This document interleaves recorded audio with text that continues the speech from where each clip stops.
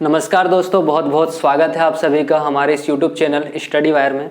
दोस्तों मेरा नाम है हेमंत बड़ोदे और मैं आपको इस YouTube चैनल पर पढ़ाऊंगा जीके, जनरल नॉलेज। ठीक है, इसके अंतर्गत हम सबसे पहले पढ़ेंगे भूगोल। ठीक है दोस्तों, हम ये सीरीज क्यों स्टार्ट कर रहे हैं? मध्य प्रदेश के आगामी जितने भी एग्ज़ाम हैं सबसे इम्पोर्टेंट होगा आपका मध्य प्रदेश पुलिस, पटवारी, इसके बाद लेबर इंस्पेक्टर, इन तरह के एग्ज़ामों की तैयारी आप यहाँ इस प्लेटफॉर्म से कर सकते हो। ठीक है, चलें तो समझिए दोस्तों, मैं भूगोल के अंतर्गत ही आपको भारत और मध्य प्रदेश का भूगोल पढ़ाऊंगा दोस्तों। बहुत इंपॉर्टेंट टॉपिक है। ठीक है, भारत और मध्य प्रदेश में कॉमन कौन कौन से टॉपिक है वो सभी टॉपिक मैं आपको साथ में पैरेलल करके पढ़ाऊंगा, ताकि आपको मध्य प्रदेश का डेटा और भारत के डेटा के लिए अलग अलग प्लेटफॉर्म पर जाना ना पड़े। ठीक है, समझ में आया? चले अब समझिए, स्टार्ट करता हूं मैं। देखिए, भारत और मध्य प्रदेश ये जो टॉपिक है इसके अंतर्गत हम क्या पढ़ेंगे? सबसे इंपॉर्टेंट भारत और मध्य प्रदेश का भौगोलिक इतिहास। चले यहीं से मैं स्टार्ट करता हूं। ठीक है, क्या पढ़ने वाले हम? भारत और मध्य प्रदेश का भौगोलिक इतिहास। चले समझे इस चीज को। अब मैं क्या बोल रहा हूं समझना। मैं थोड़ा सा आपको इतिहास में ले जाता हूं, और इतिहास भी कौन सा? जब पृथ्वी का निर्माण हुआ था। ये एक मैं डायग्राम बना रहा हूं, ये डायग्राम है पृथ्वी का। समझे, पृथ्वी पर दो भाग हुआ करते थे। ये जो मैं मध्य में बना रहा हूं इसको समझिए आप, ये है स्थलीय भाग, और ये जो मैं बना रहा हूं इसको समझिए जलीय भाग। कौन से दो भाग हुआ करेंगे? एक स्थलीय भाग और एक जलीय भाग। तो हमारे जो भूगोलवेत्ता रहे उन्होंने इन दोनों स्थल रूपों का नामकरण अलग अलग रूप में किया।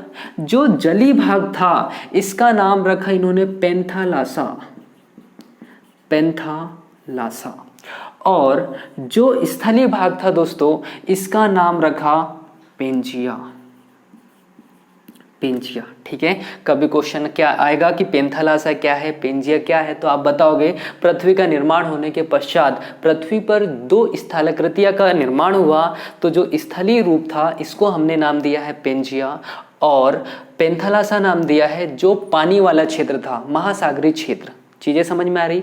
तो क्या पेंजिया और पेंथालासा को आप समझ पाए? अब चूंकि आपको पता है कि पृथ्वी के भूगर्भ में बहुत सारी गतिविधियां होते रहती है।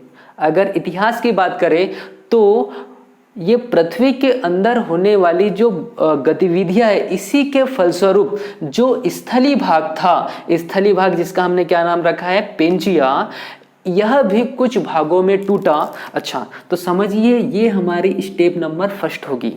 ठीक है, चले स्टेप नंबर सेकंड की मैं बात करता हूं। समझे, अब मैं क्या बोल रहा हूं कि जो पेंजिया है यह दो भागों में टूटेगा। तो समझना दोस्तों, वापस से मैं एक डायग्राम यहां पर बना रहा हूं। ये डायग्राम वापस से किसका होगा? पृथ्वी का। और ये जो मध्य वाला क्षेत्र है इसको मैंने आपको बताया क्या है, ये पेंजिया, और बाहर वाला क्षेत्र क्या है? पेंथालासा। लेकिन जैसे जैसे समय बढ़ा पेंथालासा अपने दो भागों में विभाजित हुआ, कुछ इस तरह से, लगभग कुछ इस तरह से। ठीक है, अब ये जो ऊपरी भाग था, अच्छा दोस्तों संगठन का नाम क्या है? पेंजिया, लेकिन जब ये दो भागों में टूटा तो ऊपर की ओर जो टूटा इसको हमने कहा दोस्त अंगारा लैंड, और जो दक्षिणतम क्षेत्र में टूटा इसको हमने कहा गोंडवाना लैंड।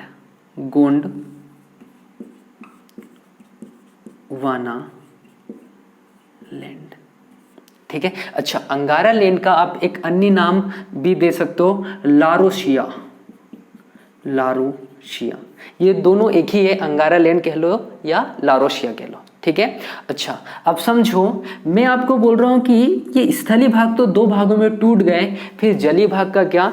समझना दोस्त, अब ये दो अलग अलग भागों में टूट रहा है। यहाँ पर जली भाग था, अब जल का क्षेत्र इस वाले क्षेत्र में जल आएगा कि नहीं, तो यह इसके मध्य का जो क्षेत्र है ये भी क्या हो गया, जलमग्न हो गया दोस्त। और इसके मध्य में जो जल आया इसको हमने एक सागर का नाम दिया जिसको कहते हैं हम टेथिस सागर।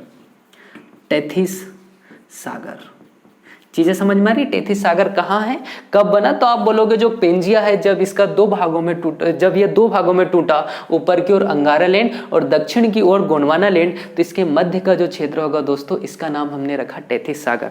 आप आगे जाकर पढ़ोगे, मैं बताऊंगा आपको कि टेथिस सागर आज जहां पर पहले था वहीं पर आज हिमालय पर्वत है। चीजें समझ में आ रही है, ठीक। तो पहली कंडीशन आप समझ पाए, क्या ये दूसरी कंडीशन समझ पे आए, ठीक। अब मैं यहां पर तीसरी कंडीशन बना रहा हूं लगभग यहां पर, ठीक है। मैं वापस से एक डायग्राम बना रहा हूं, क्या है दोस्त, ये है पृथ्वी, ठीक। पहली स्थिति में पेंजिया और पेंथालासा दो था। पेंजिया कुछ भागों में टूटा, ऊपर की ओर अंगारा लैंड, दक्षिण की ओर गोंडवाना लैंड, और अंगारा लैंड और गोंडवाना लैंड के मध्य में जो जलमग्न क्षेत्र था उसका नाम क्या रखा हमने, टेथिस सागर। अब जैसे पेंजिया दो भागों में टूटा तो क्या अंगारा लैंड और गोंडवाना लैंड भी नहीं टूटेंगे, बिल्कुल टूटेंगे दोस्त। अब समझना, ये जो ऊपरी क्षेत्र है, मैं यहाँ पर थोड़ा सा डायग्राम मिटाकर थोड़ा सा बड़ा बनाता हूँ, ठीक है, समझ में आएगा आप लोगों को, ठीक। समझो, ये क्या है आपका, ये है अंगारा लैंड, ये क्या है, ये है गोंडवाना लैंड, ये मध्य का क्षेत्र क्या कहलाया, ये टेथिस सागर कहलाया। लेकिन जैसे जैसे समय बढ़ा दोस्त, ये अंगारा लैंड भी कुछ भागों में टूटा और इसका एक भूभाग पश्चिम की ओर सरका और कुछ भाग वही रह गया, एक छोटा सा टुकड़ा इधर उत्तर पश्चिम की ओर सरका। समझ में आ रहा, तीन स्थलाकृतियां बनाई है मैंने यहां पर, 1 2 3। अच्छा समझो, अब ये तीन स्थलाकृतियां के नाम क्या क्या है, इसे आप कहते हो उत्तरी अमेरिका। उत्तरी अमेरिका, ठीक है दोस्त। अब अमेरिका, इसका नाम क्या है, इसको आप कहते हो ग्रीनलैंड। ग्रीनलैंड जिसकी राजधानी नुक है। अच्छा ये क्या है, तो ये भी दो भागों में है, अच्छा टूटा हुआ नहीं है, फिर भी दो भागों में इसका नामकरण किया गया है। यह वाला जो क्षेत्र है इसे कहते हैं यूरोप महाद्वीप, ठीक है। और ये जो बचा वाला क्षेत्र होता है ये कहलाता है एशिया। चलो एक बेसिक सा क्वेश्चन आएगा आपको कि अंगारा लैंड से टूटे हुए भूभाग कौन कौन से हैं, तो आप बताओगे उत्तरी अमेरिका, ग्रीनलैंड, यूरोप और एशिया, ठीक। अब मैंने आपको बताया कि पृथ्वी पर दो तरह के क्षेत्र हैं, एक जलीय क्षेत्र और एक स्थलीय क्षेत्र। सीधी सी बात है कि यदि अंगारा लैंड से एक भूभाग टूटकर पश्चिम की ओर सरक रहा है और उसी से निर्माण हो रहा है किसका, उत्तरी अमेरिका का, तो ये जो मध्य का क्षेत्र है, ये मध्य का क्षेत्र में जलमग्न होगा या नहीं, बिल्कुल होगा। और ये जलमग्न क्षेत्र कहलाया दोस्त, इसका नाम रखा अटलांटिक महासागर। अटलांटिक महासागर, अटलांटिक महासागर, समझ में आ रहा है। विश्व का दूसरा सबसे बड़ा महासागर कौन सा, अटलांटिक महासागर का निर्माण कैसे हुआ, तो अंगारा लैंड का एक भूभाग पश्चिम की ओर सरका जिससे उत्तरी अमेरिका महाद्वीप का निर्माण हुआ और मध्य का जो क्षेत्र था यहाँ पर अटलांटिक महासागर आता है। चीजें समझ रहे हो, जैसे अंगारा लैंड टूटा उसी तरह से क्या गोंडवाना लैंड नहीं टूटेगा, बिल्कुल टूटेगा।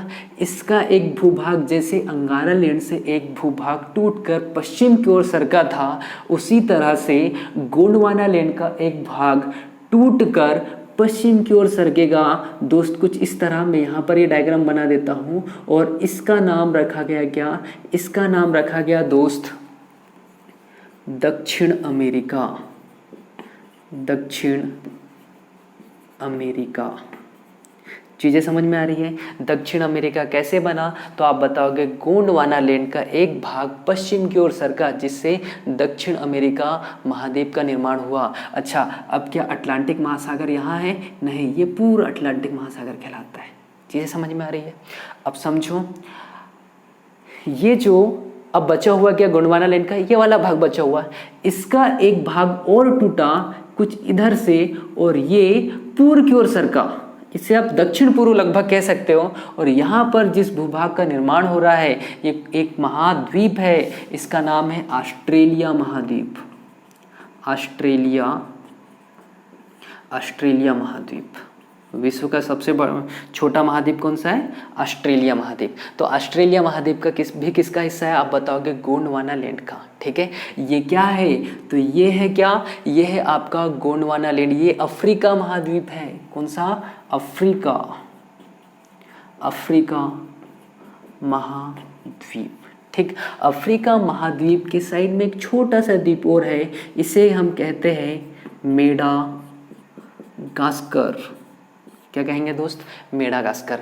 अब मैं ये सब क्यों बता रहा हूँ, हम पढ़ क्या रहे हैं, भारत और मध्य प्रदेश की भौगोलिक स्थिति और उसके अंतर्गत हम भौगोलिक इतिहास पढ़ रहे हैं, तो इससे इसका क्या संबंध, तो मैं दोस्त बताऊंगा। जब हम मध्य प्रदेश का मानचित्र पढ़ते हैं तो भारत को दो भागों में बांटा गया दोस्त, एक उत्तरी भारत और एक दक्षिणी भारत।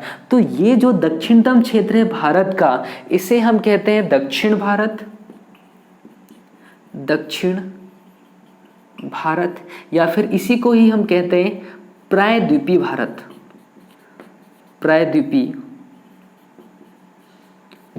समझ में आ रहा है, इसको हम दक्षिण भारत या प्रायद्वीपीय भारत कहते हैं। तो अब समझना दोस्त मैं क्या बोल रहा हूँ। अच्छा जल्दी से बता दो, एशिया महाद्वीप किस भूखंड का हिस्सा है, आप क्या बताओगे, अंगारा लैंड का। किसका, अंगारा लैंड का। क्या आपको पता है भारत एशिया महाद्वीप का ही देश है, बिल्कुल है। ठीक है, क्षेत्रफल की दृष्टि से एशिया का दूसरा बड़ा देश कौन सा है भाई, भारत है। अब चीजें समझो, अब यहाँ पर मैंने ये इसलिए बताया क्योंकि गोंडवाना लैंड का ही एक भाग, ये वाला भाग उत्तर पश्चिम की ओर सरका और ये जाकर किस में मिला, तो एशिया महाद्वीप पर मिला, कुछ ऐसे ये। और ये क्या है, ये भारत है। भारत का कौन सा भाग, दक्षिण भाग। अब जल्दी से मुझे बताओ, प्रायद्वीपीय भारत या दक्षिणी भारत किस भूखंड का हिस्सा है, आपका आंसर क्या आएगा, गोंडवाना लैंड। चीजें समझ में आ रही, इतनी सब चीज मैंने क्यों बताई, देखो समझो दोस्त फिर से एक बार। मैंने आपको सबसे पहले बताया जब पृथ्वी का निर्माण हुआ तो पृथ्वी पर दो स्थलाकृतियां बनी, एक स्थलीय भाग और एक जलीय भाग। जो जलीय भाग है इसको हमने पेंथालासा कहा है और जो स्थलीय भाग है इसको क्या कहा, पिंजिया। भूगर्भिक अवस्थाओं में परिवर्तन हुआ और परिवर्तन के पश्चात जो स्थलीय भाग है इसके यह कुछ भागों में टूटा और ये दो भागों में टूटा दोस्त, एक ऊपर की ओर जिसे हमने अंगारा लैंड नाम दिया और दक्षिण की ओर जिसको हमने गोंडवाना लैंड नाम दिया। और अंगारा लैंड और गोंडवाना लैंड के मध्य जो जलमग्न क्षेत्र रहा इसे हमने कहा तैतीस सागर। समझ में आ रहा है। अब ये दूसरा रूप आया। इसके बाद हमने पढ़ा तीसरी स्थलाकृति में कि गोंडवाना लैंड और अंगारा लैंड कैसे कैसे टूटे। तो अंगारा लैंड कुछ भूखंडों में टूटा। अंगारा लैंड का एक भाग पश्चिम की ओर सरका जिसे हमने कहा उत्तरी अमेरिका। एक छोटा सा भाग टूटा जिसे हमने कहा ग्रीनलैंड। बाकी जो क्षेत्र है स्थलीय क्षेत्र, ये दो महाद्वीपों में बना, एक का नाम है यूरोप और एक का नाम क्या है, एशिया। चीजें समझ में आ रही है। तो अंगारा लैंड से कौन कौन से भूभाग बनते हैं, उत्तरी अमेरिका, ग्रीनलैंड, यूरोप और एशिया। चीजें समझ में आ रही है। अब वही मैं बात करूं गोंडवाना लैंड की, तो गोंडवाना लैंड कौन कौन से भूखंडों में टूटता है दोस्त, तो एक बनता है आपका कौन सा, ये वाला क्षेत्र जिसको हम कहते हैं दक्षिण अमेरिका महाद्वीप। ठीक है, ये जो बड़ा भूखंड है ये कहलाता है आपका क्या, अफ्रीका महाद्वीप। कौन सा दोस्त, अफ्रीका महाद्वीप। ठीक है, इसी के साथ इसका एक भूखंड पश्चिम की ओर सरका जिसे हमने क्या कहा, ऑस्ट्रेलिया महाद्वीप।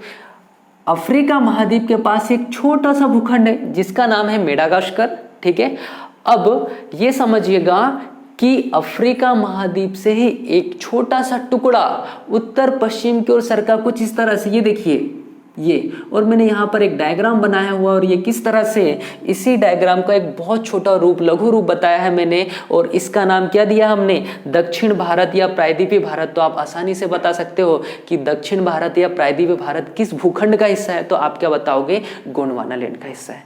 चीज समझ में आ रही है।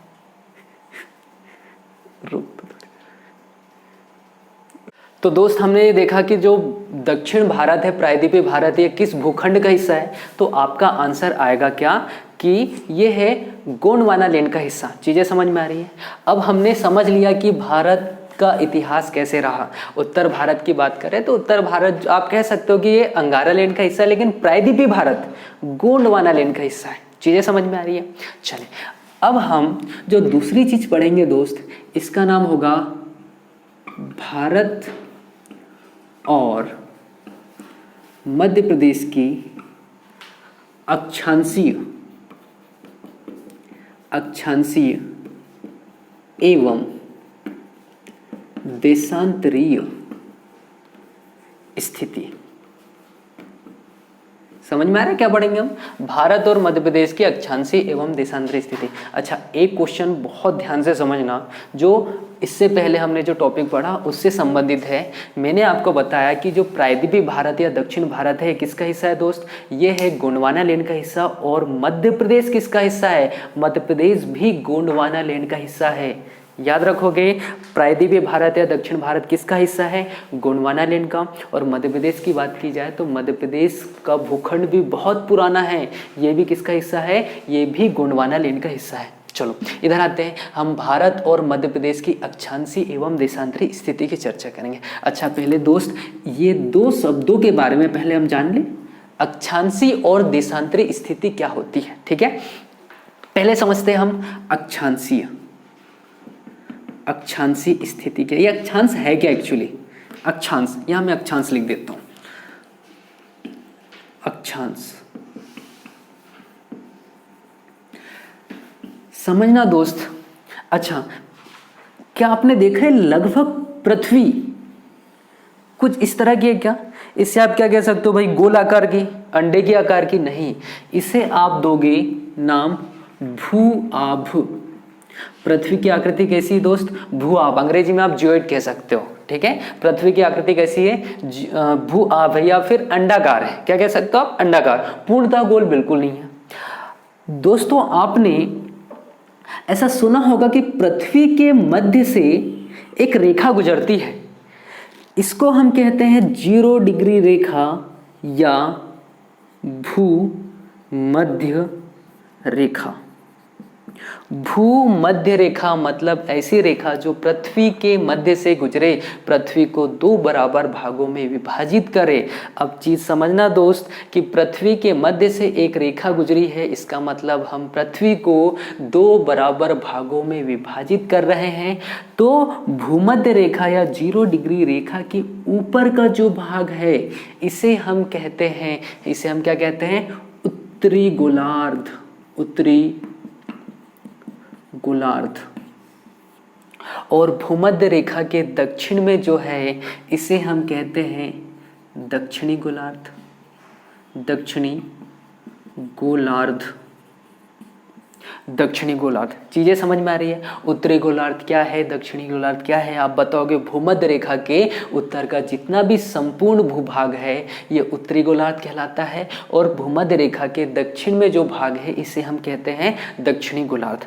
अच्छा, अब यहाँ पर समझना दोस्त कि अगर मैं पृथ्वी का केंद्र बिंदु यहाँ पर मानूं और चांदे की सहायता से 1-1 डिग्री रेखा कुछ इस तरह से यहाँ पर, कुछ इस तरह से यहाँ पर ऐसे बनाऊं और इन दोनों रेखा को मिला दूं, तो ये जो एक रेखा बनेगी, ये रेखा का जो माप होगा ये 1 डिग्री रेखा होगी। फिर ऐसे ही 2 डिग्री, 3 डिग्री, 4 डिग्री ऐसे लगातार बढ़ते जाएगी जब तक कि ये चीज यहाँ पर कंप्लीट ना हो जाए, इस बिंदु तक ना आ जाए।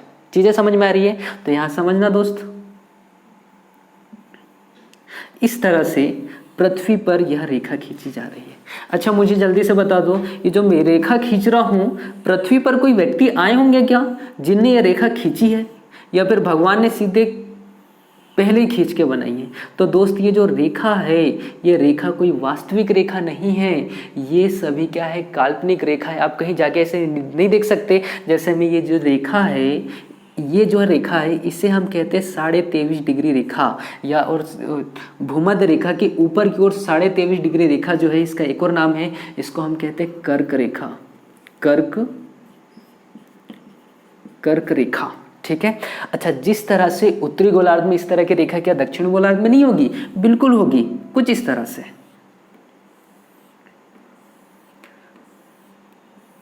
है ना। और इसका नंबरिंग कैसे करोगे? जैसे ये 0 डिग्री रेखा है, 1 2 3 4 5 6 7 ऐसे ऊपर बढ़ाते जाओगे उत्तरी गोलार्ध में, और दक्षिणी गोलार्ध में भी ऐसा 1 2 3 4 5 दक्षिणतम, ये बिंदु तक के जब तक की पूरी रेखा कंप्लीट नहीं हो जाती। चीजें समझ में आ रही है? अब चीज समझो दोस्त, जैसे उत्तरी गोलार्ध में 23.5 डिग्री रेखा है, क्या दक्षिणी गोलार्ध में नहीं होगी? बिल्कुल होगी। इसको हम मान लेते हैं, इसको हम मान लेते हैं 23.5 डिग्री रेखा, या इसी को हम कहते हैं मकर रेखा। इसी को क्या कहते हैं? मकर रेखा। अब मैं जो बता रहा हूं उस चीज को बहुत ध्यान से समझना।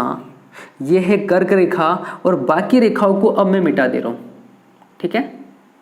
सिर्फ उत्तरी गोलार्ध की रेखाओं को मिटा रहा हूं भाई मैं, लेकिन एक रेखा मैंने उत्तरी गोलार्ध में छोड़ दी। बताओ कौन सी है? ये रेखा है कर्क रेखा। अभी क्यों छोड़ी मैं बताता हूं आपको। यहां पर मैं एक डायग्राम बना रहा हूं, ये समझो क्या है, तो ये बोलोगे आप भारत है। ये क्या है? भारत। जल्दी से बता दो, ये नहीं, ये रेखा नहीं है, यहां लगभग, इसका नाम क्या है? भारत। तो क्या भारत के मध्य से कर्क रेखा गुजरती है? आप बोलोगे बिल्कुल गुजरती है। दूसरा क्वेश्चन, भारत उत्तरी गोलार्ध में स्थित है या दक्षिणी गोलार्ध में? देखिए आप लोग, ये आपका भूमध्य रेखा हुआ, और भूमध्य रेखा के ऊपर वाला भाग क्या कहलाता है दोस्त? उत्तरी गोलार्ध। जल्दी से बता दो, भारत किस गोलार्ध का हिस्सा है? आप बोलोगे उत्तरी गोलार्ध का हिस्सा है। क्या भारत से कर्क रेखा गुजरती है? तो बिल्कुल गुजरती है। आगे हम देखेंगे कौन कौन से राज्य सीक्वेंस है। अभी सिर्फ इतना समझे कि भारत किस गोलार्ध का हिस्सा है। आपका आंसर आएगा उत्तरी गोलार्ध। क्या आएगा आंसर? उत्तरी गोलार्ध। चीजें समझ में आ रही है? चले, ये ऐसी बहुत सारी रेखाएं यहां पर खींची गई है, ठीक है। अच्छा, यहां से मैं कुछ क्वेश्चन और बता देता हूं आपको, समझ लो। मैं अक्षांशी रेखा की बात कर रहा हूं, यहां पर कुछ पॉइंट होंगे जो समझो। पृथ्वी के मध्य से गुजरने वाली रेखा का नाम क्या है? आपका आंसर आएगा भूमध्य रेखा। भूमध्य रेखा। अब पृथ्वी पर मैं ऐसी कुछ रेखा खींच रहा हूं उत्तरी गोलार्ध और दक्षिणी गोलार्ध में, तो क्या इनकी संख्या है? बिल्कुल है। समझो, ये 0 डिग्री रेखा के ऊपर का जो उत्तरी गोलार्ध है, इसको कंप्लीट करने के लिए कुल यहां पर 90 अक्षांशी रेखा की संख्या होती है, और उसी तरह से दक्षिणी गोलार्ध में भी कितनी होती है? 90 अक्षांशी रेखा। तो 90 और 90 टोटल कितना हो जाएगा? 180। तो क्या भूमध्य रेखा को नहीं मानते? भूमध्य रेखा 0 डिग्री रेखा है, वह भी मानते हैं। तो दूसरा क्वेश्चन आपका कंप्लीट होगा कि पृथ्वी पर कितनी अक्षांशी रेखा है, तो आप संख्या बताओगे कुछ इस तरह से 180 प्लस 1। ये 1 क्या है? तो इसको हम भूमध्य रेखा नाम देते हैं। अच्छा, आपके माइंड में क्वेश्चन आएगा कि अगर हम भूमध्य रेखा से उत्तर की ओर कुछ अक्षांशी रेखा खींच रहे हैं और दक्षिण की ओर भी कुछ अक्षांशी रेखा खींच रहे हैं, तो क्या इन अक्षांशी रेखाओं के मध्य कुछ अंतर नहीं होगा? और अंतर हम किस में देखेंगे? किलोमीटर में। तो 2 अक्षांशी रेखाओं के मध्य कितने किलोमीटर का अंतर है? तो आपका आंसर आएगा 111 किलोमीटर। चीजें समझ में आ रही है? आगे चर्चा करेंगे हम। अब मुझे बहुत ध्यान से बताओ, ये गोला है और इसके मध्य से हमने एक रेखा खींची है जिसका नाम रखा भूमध्य सागर। अगर आपने मैथ्स में देखा होगा तो किसी भी वृत्त के मध्य से गुजरने वाली रेखा उसकी क्या कहलाती? जीवा कहलाती है, और वह वृत्त की सबसे बड़ी रेखा होती है। अब यहां समझो, यहां से जैसे जैसे मैं उत्तर की ओर जा रहा हूं, इनकी लंबाई में वृद्धि हो रही है, कमी हो रही है? तो इनकी लंबाई में आप देखोगे कमी हो रही है, और जैसे आप इस पॉइंट पे जाओगे तो यहां पर इसकी अक्षांशी रेखा की आकृति एक बिंदु स्वरूप हो जाती है। उसी तरह से दक्षिणतम क्षेत्र में भी क्या हो जाएगी? बिंदु स्वरूप हो जाएगी। तो क्वेश्चन ये है कि भूमध्य रेखा से उत्तर, अच्छा इसको क्या कहेंगे हम? उत्तरी ध्रुव, उत्तरी ध्रुव। और इसे क्या कहेंगे हम? दक्षिणी ध्रुव। तो भूमध्य रेखा से उत्तरी ध्रुव और दक्षिणी ध्रुव की ओर जाने पर अक्षांशीय रेखाओं की लंबाई में वृद्धि होती है या कमी होती है? तो आप दोस्त बताओगे कमी होती है। क्वेश्चन क्या समझ में आ रहा है? भूमध्य रेखा से उत्तरी ध्रुव और दक्षिणी ध्रुव की ओर जाने पर वो अक्षांशीय रेखाओं की लंबाई में वृद्धि होती है कमी? तो आप बताओगे दोस्त कमी होती है। और सबसे छोटी रेखा कहाँ पर होती है? तो आपका आंसर आएगा उत्तरी ध्रुव और दक्षिणी ध्रुव पर। कैसी होती है? तो आप बोलोगे बिंदु स्वरूप होती है। कैसी होती है? बिंदु स्वरूप। तो क्या आप अक्षांशीय रेखा को समझ पाए? जिस तरह से दोस्त पृथ्वी पर जो आड़ी रेखा है इसे हमने क्या कहा? अक्षांशीय रेखा कहा। तो क्या इसी तरह से देशांतरी रेखा नहीं होगी? क्योंकि हम तो दो शब्दों को समझ रहे हैं, अक्षांश रेखा को समझ लिया हमने, अब हम पढ़ेंगे देशांतरी रेखा। देशांतरी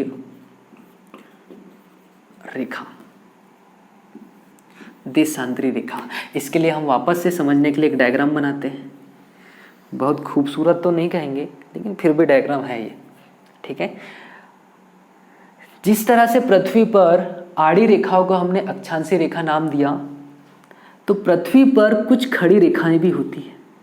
पृथ्वी पर कुछ खड़ी रेखाएं भी होती है और पृथ्वी पर इन खड़ी रेखाओं को हम कहते हैं देशांतरी रेखा। क्या कहते हैं दोस्त? देशांतरी रेखा। अच्छा, ये आपको फुटबॉल तो नहीं दिख रहा है? अगर दिख रहा है तो बिल्कुल गलत है। ये क्या है? पृथ्वी है। पृथ्वी है ये, ठीक है।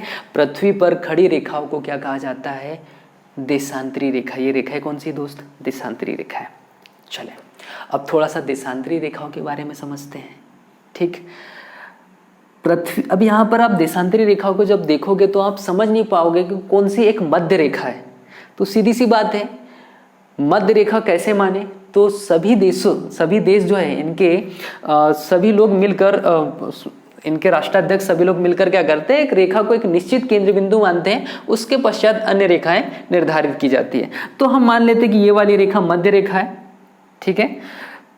अब समझना, इसका एक और भाग होगा जो पीछे की ओर होगा। 3D डायग्राम में देखेगा, यहाँ देख नहीं पाओगे आप। ये जो मैं लाइन खींच रहा हूं इसी के जैसे एक लाइन उस साइड भी होगी। तो उस साइड वाली जो लाइन है इसको आप 0 डिग्री अक्षांश देशांतरी रेखा कह सकते हो और इस साइड वाली लाइन को आप 180 डिग्री अक्षांशीय रेखा कह सकते हो। चीजें समझ में आ रही है? देशांतरी रेखा, जैसे हमने यहाँ पर कुछ पॉइंट अक्षांशीय रेखा के बारे में पढ़े, उसी तरह से देशांतरी रेखा के बारे में पढ़ लें। समझना दोस्त, अगर मैं इस रेखा को मध्य रेखा, मध्य देशांतरी रेखा मान रहा हूं, तो ये जो क्षेत्र होगा इसका पूर्वी क्षेत्र होगा और ये कौन सा क्षेत्र होगा? पश्चिमी क्षेत्र। अब मैं यहाँ पर एक डायग्राम बना रहा हूं और इस डायग्राम का कुछ मैं नाम रखूंगा जिसका नाम होगा भारत।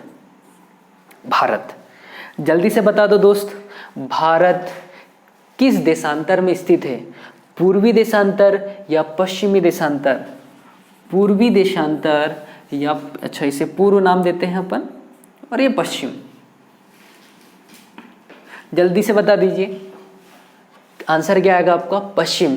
तो भारत किस गोलार्ध में स्थित है? तो आपका आंसर आएगा उत्तरी गोलार्ध एवं पश्चिमी देशांतर। कौन सा? उत्तरी गोलार्ध एवं पश्चिमी देशांतर, ठीक है। अच्छा, अब दूसरी चीज समझ लो, जैसे हमने अक्षांशीय रेखा से संबंधित कुछ क्वेश्चन पढ़े, देशांतरी रेखा से भी संबंधित क्वेश्चन पढ़ लेते हैं। यहाँ समझिएगा, यहाँ पर एक मध्य में रेखा गुजरती है जिसका नाम हमने यहाँ पर पढ़ा था। इसका नाम क्या रखा हमने? अक्षांशीय रेखा। अक्षांशीय रेखा। अब दोस्त समझना, जब इस डायग्राम को आप ध्यान से देखोगे तो यहाँ पर ये जो यहाँ पर देशांतरी रेखा, इनकी लंबाई सबसे अधिक दिखेगी, ठीक है। अगर आपको क्वेश्चन आ गया कि पृथ्वी पर स्थित सभी देशांतरी रेखाओं की लंबाई में क्या अंतर आता है, तो सभी देशांतरी रेखा की लंबाई समान है, लेकिन दो देशांतरी रेखाओं के मध्य दूरी हर जगह समान नहीं है। देखिए, यहाँ पर कुछ अधिक है, यहाँ पर थोड़ी कम है, यहाँ पर कम है, यहाँ पर कम है। और जैसे जैसे आप उत्तरी ध्रुव और दक्षिणी ध्रुव की ओर जाते जाओगे, दो अक्षांशीय रेखाओं की लंबाई में क्या आ जाती है? कमी आने लगती है। चीजें समझ में आ रही है? तो क्या एग्जैक्ट इनके बीच की दूरी होगी? नहीं होगी। इन देशांतरी रेखाओं के बीच की जो दूरी होगी दोस्त, ये एक औसत दूरी होगी। और ये तो तीसरा पॉइंट है, इसी के समतुल्य यहाँ का आंसर आएगा कि दो देशांतरी रेखाओं के मध्य कितने किलोमीटर की दूरी होगी? आप बताओगे 111.32 किलोमीटर की दूरी। ठीक है, दूसरा क्वेश्चन, अब इसके समतुल्य एक क्वेश्चन पढ़ लेते हैं। हमने यहाँ पर देखा अक्षांशी रेखाओं की संख्या कितनी? 180 है। तो क्या देशांतरी रेखाओं की संख्या भी 180 होगी? बिल्कुल नहीं। देशांतरी रेखाओं की संख्या होती है 360। कितनी होती है? 360।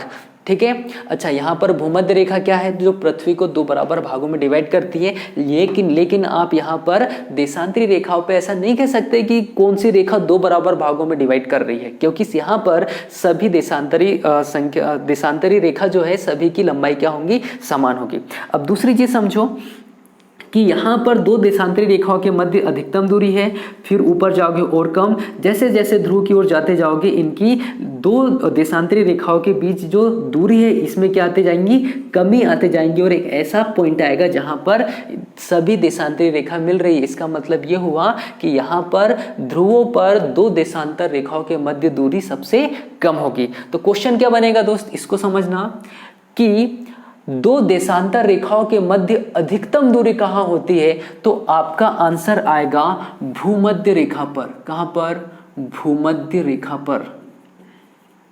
दो देशांतर रेखाओं के मध्य दूरी अधिकतम कहां होगी? कहां पर? भूमध्य रेखा पर। अगला क्वेश्चन अगर अपन पढ़ें कि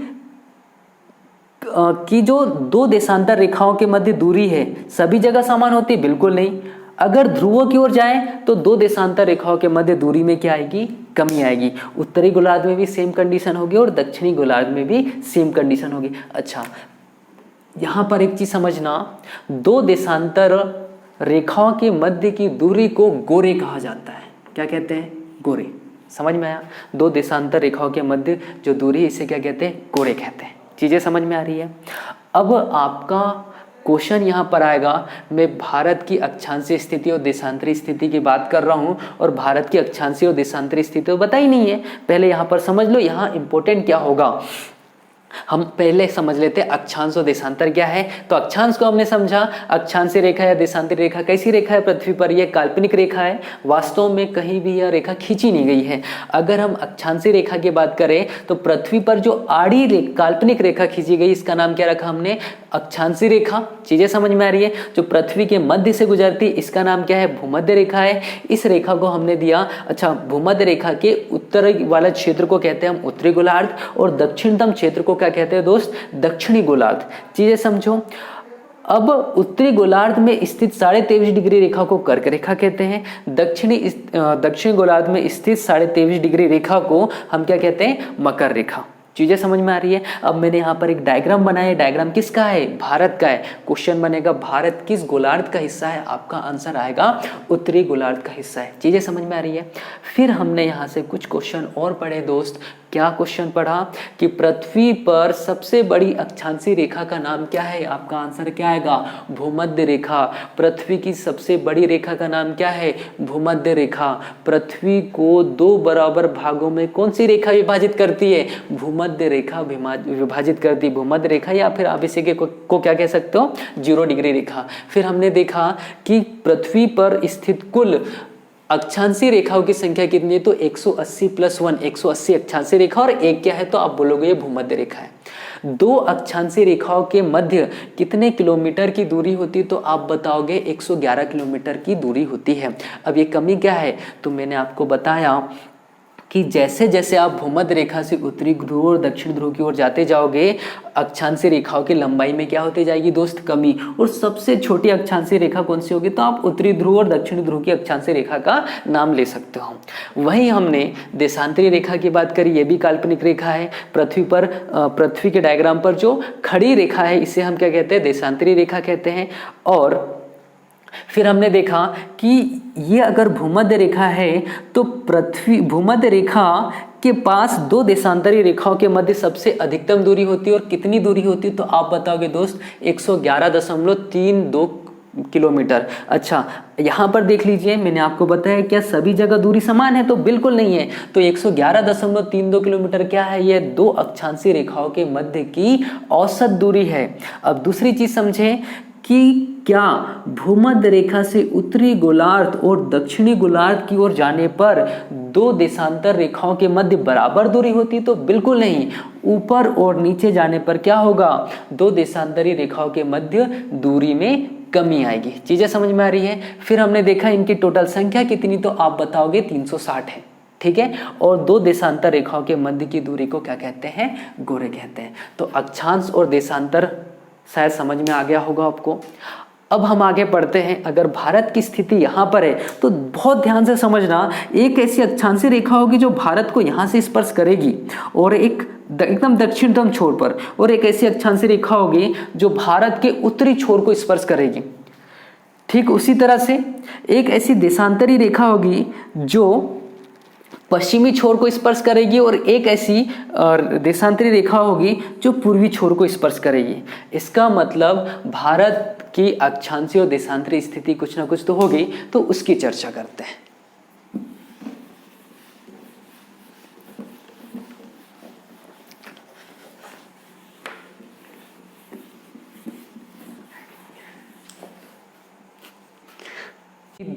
भारत और मध्य प्रदेश के अक्षांशीय और देशांतरी स्थिति को हम दोस्त कल समझेंगे, क्योंकि ये जो वीडियो शूट कर रहे हैं हम, अभी रात्रि का 1 बज चुका है और समय ज़्यादा हो गया है और वीडियो भी काफ़ी लंबा हो चुका है। तो भारत की अक्षांशीय और देशांतरी स्थिति क्या है, इसको दोस्त हम अगले लेक्चर में पढ़ेंगे। तब तक के लिए धन्यवाद। खुदा हाफिज़।